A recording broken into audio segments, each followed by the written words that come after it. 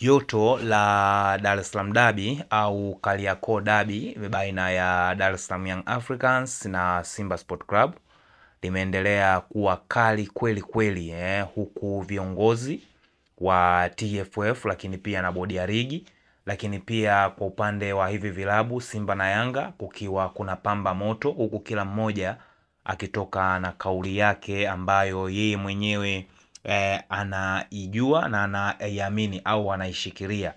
Lakini msimamo wa Yanga wameuweka uko pale pale kwamba wao hiyo mechi hawaitambui na hawategemei kucheza, kwa kifupi hawachezi ng'o.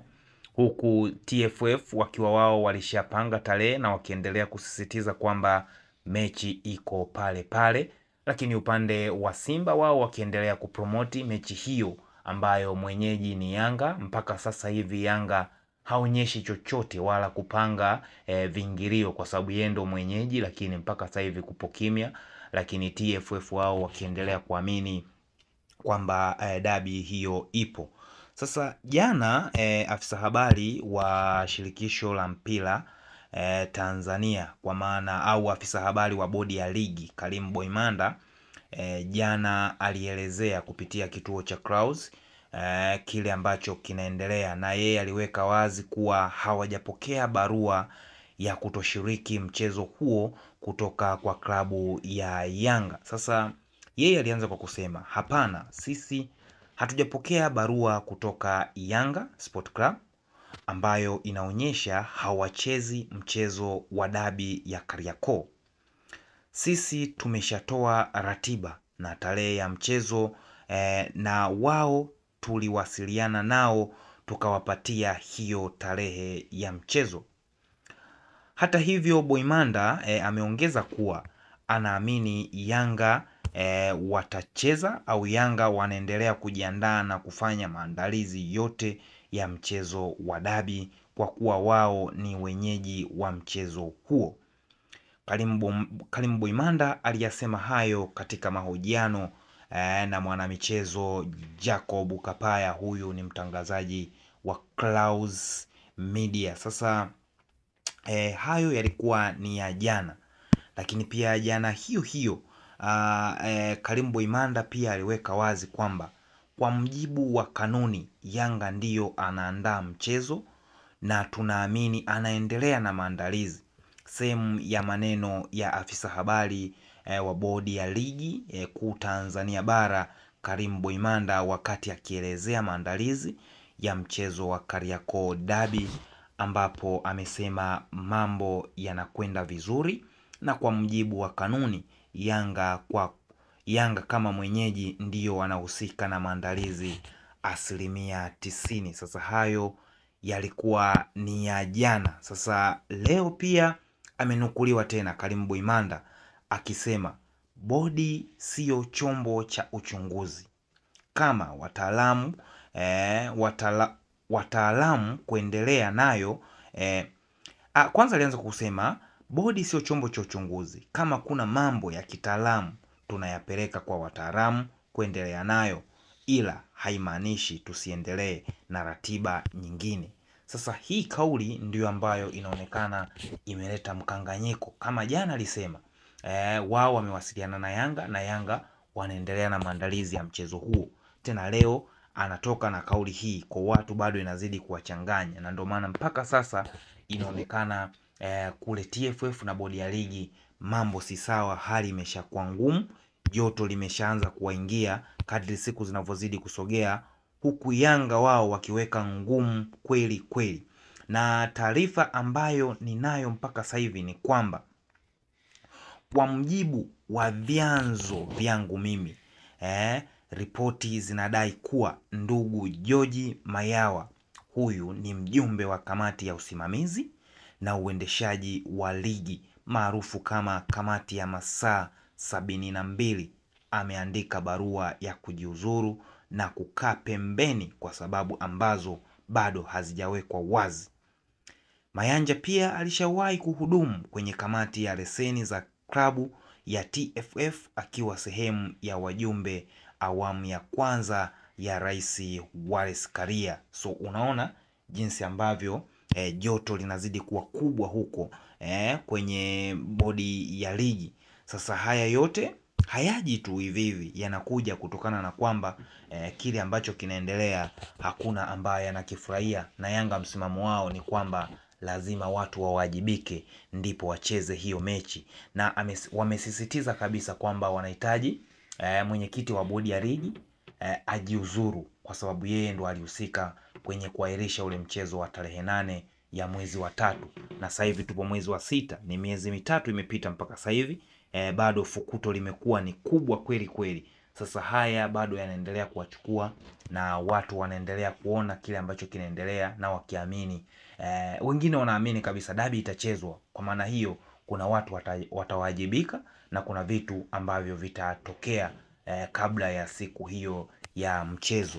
Lakini haya yakiwa yanaendelea pia andiko la Kigwangalla pia limepitiwa na kuonekana kwamba naye kuna kitu ambacho anakisema hapa. Hamisi Kigwangalla yeye akasema tunaelekea kwenye Kariakoo Derby tarehe 15 Juni 2025, lakini hali ya mgogoro kati ya Yanga na TFF imefika kiwango cha hatari. Yanga wametangaza kutocheza mechi hiyo wakidai kunyanyaswa na TFF, na Simba wanajipanga kushiriki.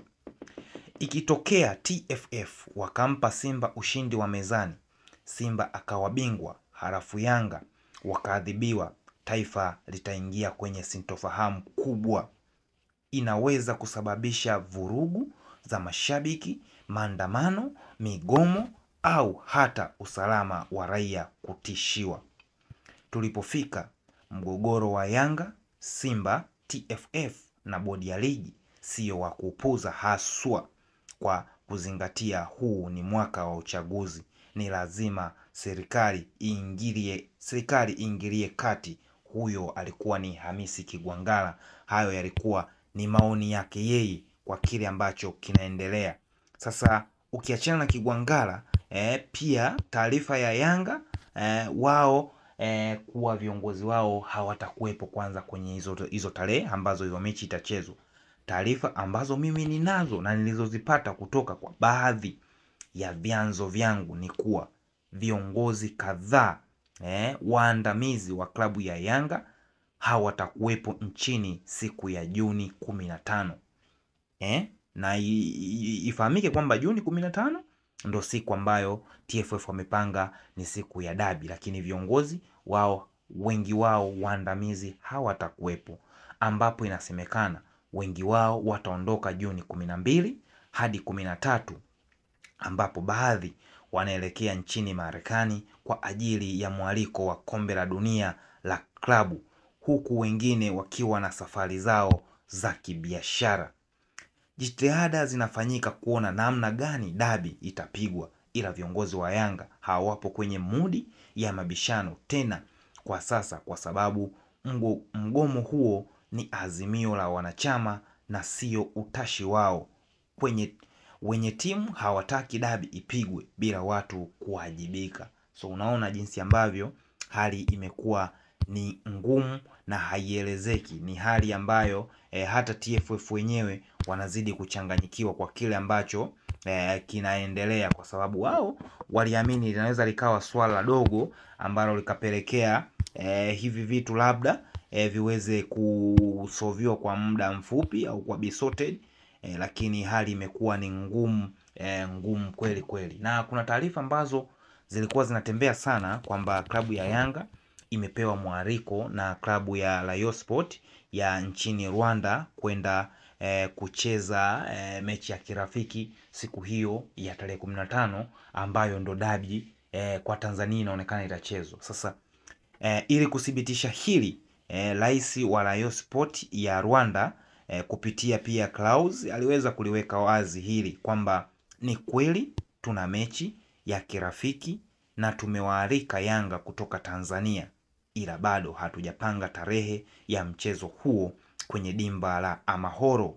Tukishapanga tarehe basi tutawajuza. So hiyo pia ni taarifa ambayo nimeona nikusogezee na huipate. So kizungumkuti cha hii dabi kimekuwa ni kikubwa sana, kiasi ambacho wengi wanazidi kuchanganyikiwa na wanavurugwa kweli kweli. Sasa sisi tusubiri tuone hii dabi itapigwa au ndo yale yale, hakuna ambacho kitatokea. Sisi yetu macho. Lakini kwa kumalizia, japo si ya muhimu, nataka nikupe tu takwimu za pale ambapo hizi timu zetu mbili ziliishia na zimefikia kwenye mashindano ya kimataifa na faida ambazo wamezichukua kutokana na kushiriki kimataifa. Sasa Simba kwa kumaliza mshindi wa pili wa kombe la shirikisho, wao watapokea kiasi cha dola za Kimarekani kama 10,000 hivi, dola 10,000 ambazo ni sawa na bilioni 2.6 za Kitanzania. Wakati Yanga wao kuishia, au ambaye aliishia nafasi ya 3 kwenye makundi ya klabu bingwa barani Afrika, wao watapokea bilioni 1.8 za Kitanzania. Na huwa hizi fedha hazilipwi pale ambapo unaendelea, zinakuja kulipwa baada ya msimu wa mashindano ya Afrika kutamatika. So ukiangalia hapo, Yanga alishia kwenye makundi akaishia watatu, lakini anakula dola au anakula bilioni 1.8, wakati Simba amefika mpaka fainali ya kombe la shirikisho anakula bilioni 2.6. Sasa wewe utatathmini, utapiga mahesabu, ni yupi amepoteza muda na kiasi ambacho ameingiza. Je, ni nani ambaye yeye amevuna pakubwa na pia ametumia muda wake vizuri? So jibu ubaki nalo wewe mwenyewe.